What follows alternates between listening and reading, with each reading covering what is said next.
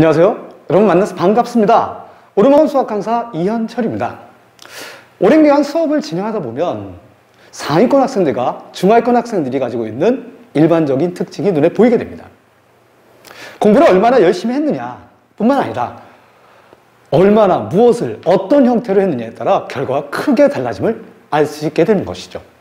1, 2등급 학생들은 문제 안에서 무엇이 주어지고 무엇을 해야 하는지를 명확히 인식하고 할 일을 선택하는 반면 중하위권 학생들은 그 부분이 불명확해서 평소 했던 루틴으로만 움직이고 결국엔 멈춰버리는 일을 반복하곤 합니다. 그런 다음에 해설서를 보거나 아니면 질문을 하게 되는 것이겠죠. 이런 방식으로는 그 문제는 해결했을지 모르나 근본적인 해결책이 되지 못합니다. 계속 그런 상황이 반복되게 되는 일이 벌어지게 됩니다. 저는 오늘 수학 상위, 수능 수학에 미치는 영향, 즉 한 단원에서만 적용되는 개념이 아니라 그 개념이 어떻게 변화되고 발전되어서 수능에서 실질적으로 사용되는 실전적 개념으로 전환하는지, 그리고 그것이 왜 중요하고 얼마나 중요한지에 대해서 설명드리고자 합니다. 수학상은 수와 식 그리고 그래프라는 내용들을 전달을 하는 과목입니다.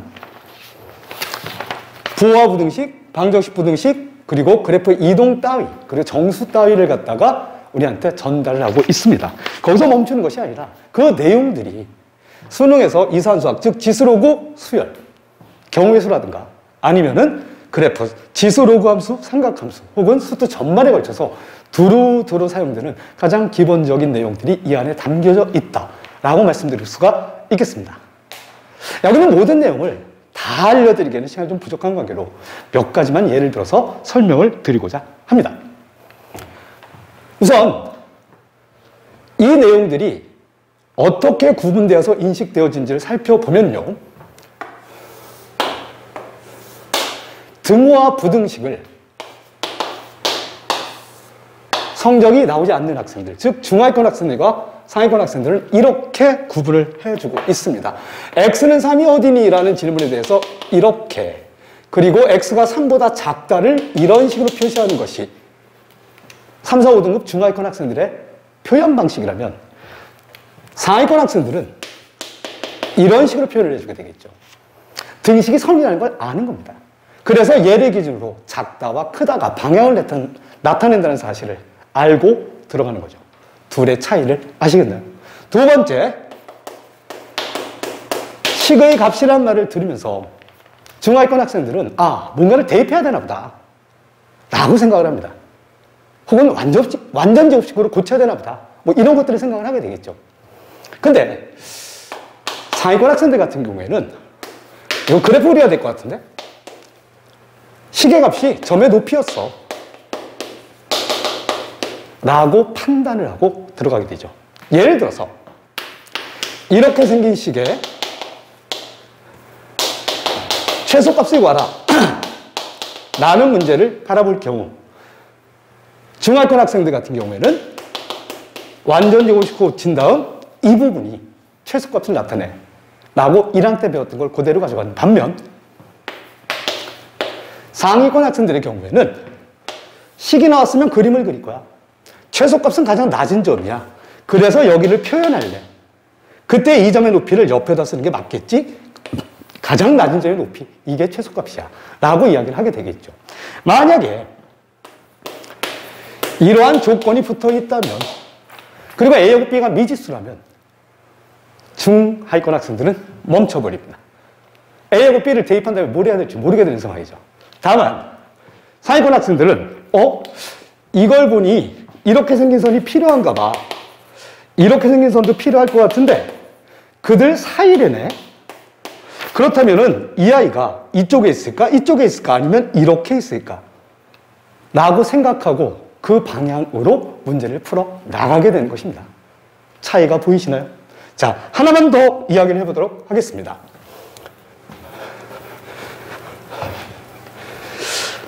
방정식 부등식의 경우에도 이렇게 생긴 방정식 문제가 나왔을 경우에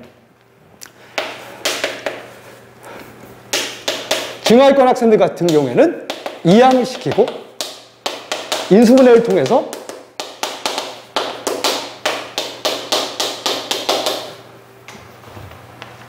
정리를 하는 걸로 마무리를 해버립니다.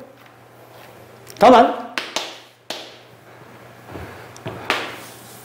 성적이 잘 나오는 학생들 같은 경우에는 식이 두 개네. 선을 그려야 될 것 같아. 얘가 fx, 얘가 gx 인가 봐.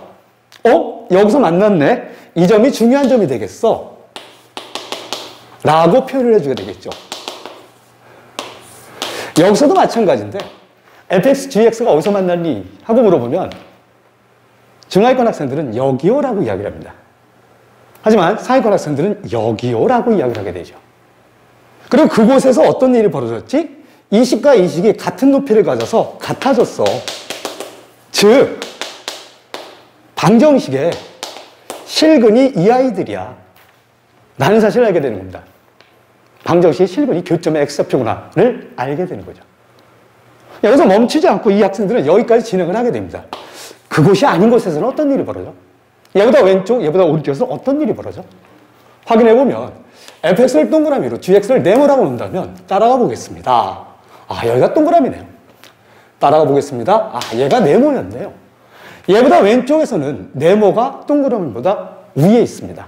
즉 gx가 fx보다 크다라는 사실을 알 수가 있겠죠. 부등식이 풀리고 있습니다. 이렇게 바라보는 학생들과 이렇게 바라보는 학생들의 차이 확실히 느껴지십니까? 자, 이런 내용들을 가지고서 실전 문제에서는 어떻게 사용되는지를 좀 가보도록 하겠습니다.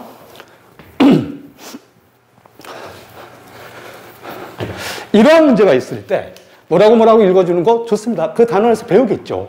자, 그런데 중간중간에 살펴보면 이렇게 문제가 나오고 있습니다. 서로 다른 두 실근을 갖는다. 맞니? 하고 물어보는 거고요.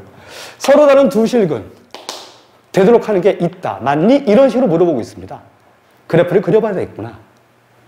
만나도록 그려봐야 되겠구나. 라는 걸로 생각하고 들어가는 친구들과 식으로 정리하는 친구들 차이가 보이십니까? 자, 그리고 이런 걸 보면서도 x는 -1과 x는 1을 그리고 그 사이를 봐야 되겠구나. 이러한 방향성들이 문제 곳곳에 숨겨져 있고 그것이 수학상에서 정리가 되고 있음을 알아주셨으면 좋겠습니다.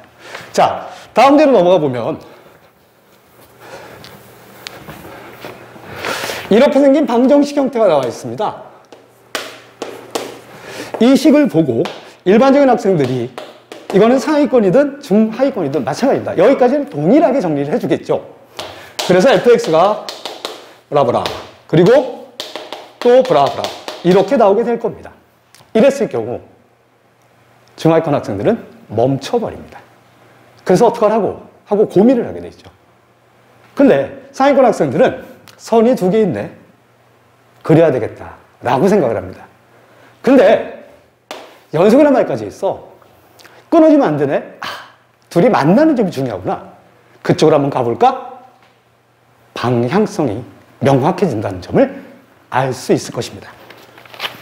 자, 이번에는 정수에 대해서 잠깐 좀 말씀을 드려보겠습니다.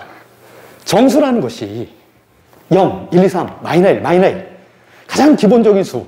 그렇기 때문에 공부할 게 없는 곳이라고 착각하는 경우가 있습니다. 근데 정수 자체로서는 그럴지 모르겠지만 그 정수를 어떻게 쳐다보느냐에 따라서 그 문제가 어떻게 달라지는지 혹은 문제에 따라서 나는 어떻게 쳐다봐야 되는지 그걸 결정해야 되는 것이 바로 이 부분에서 이루어지는 일들입니다. 예를 들면 약배수에 있다서 그 수를 봐야 될까? 그렇다면 소인수분해를 해야 되는 걸까? 아니면 누군가로 나눈 나머지에 대해서 나한테 물어보는 걸까? 그것도 아니면 하나 둘 다 대입해서 답을 찾아가라고 요구를 하는 걸까? 등등에 대한 뭘 물어보는지를 갖다가 인지를 하고 그쪽으로 진행할 수 있도록 만들어 놓아야만 된다는 소리죠. 발견적 추론이라는 것은 이런 걸 얘기합니다. 주어진 식에다가 누군가를 대입하고 그 대입한 결과들을 나열하고 그것들을 관찰함으로써 물론 관찰은 여러 가지 방식들이 있겠죠. 그 다음에 어떤 수가 나올까? 추론하는 과정. 이 부분이 수열 파트 같은 데서 굉장히 중요한 그리고 뭐라 그럴까? 점수가 높은 그래서 중하위권 아이들이 많이 놓치는 부분에서 등장을 하고 있습니다. 가장 중요한 건 마지막이죠. 반드시 하나 더 넣어서 확인해 달라 라는 말씀을 드릴 수가 있을 것 같습니다. 자, 실질적으로는 문제가 어떻게 출제되는지 한번 살펴보면요. 이렇게 생긴 10과 이렇게 생긴 식이 10보다 작은 자연수다라고 했을 때 중하위권 학생들은 마구잡이로 숫자를 집어넣어 봅니다.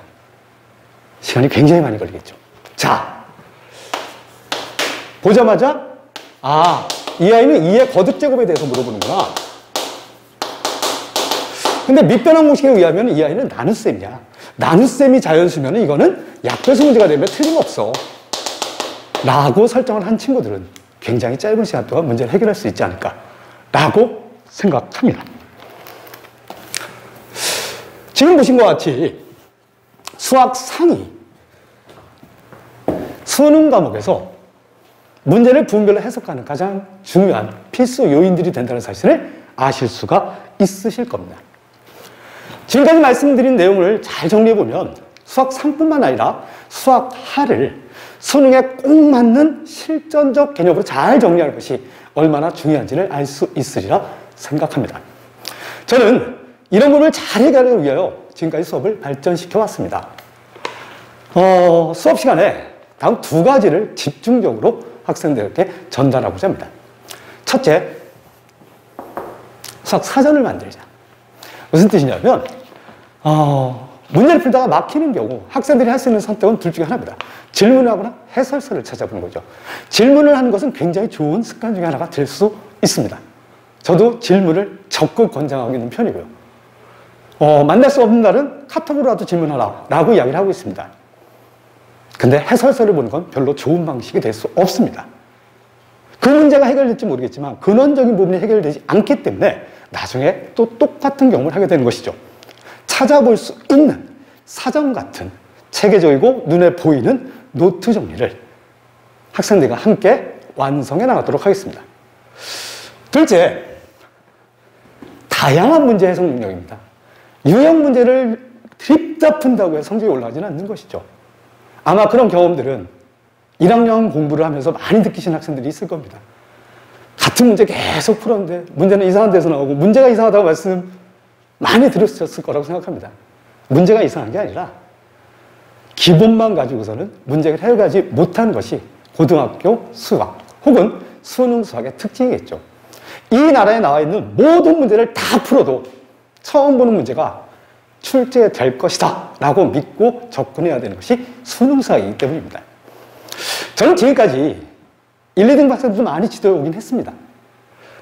다만 출발이 늦은 학생이나 노력한 것만큼 결과가 나오지 않는 것을 그 친구들을 위해서 어떻게 하면은 좌절감을 갖다가 상실감을 갖다가 없애줄까 많이 고민해왔고 그쪽으로 수업을 계속해서 진행해 왔습니다. 처음에는 할 수 없다고 생각했던 학생들이 할 수 있을지도 몰라. 어쩌면 되는 것 같아. 해냈어. 라는 쪽으로 변화돼 가면서 저는 많은 보람을 느끼고 있습니다. 하고자 하는 의지와 얻고자 하는 바람. 그런 학생들을 위해서 최선을 다하는 그런 강사가 되도록 노력하겠습니다. 지금까지 들어주셔서 감사합니다.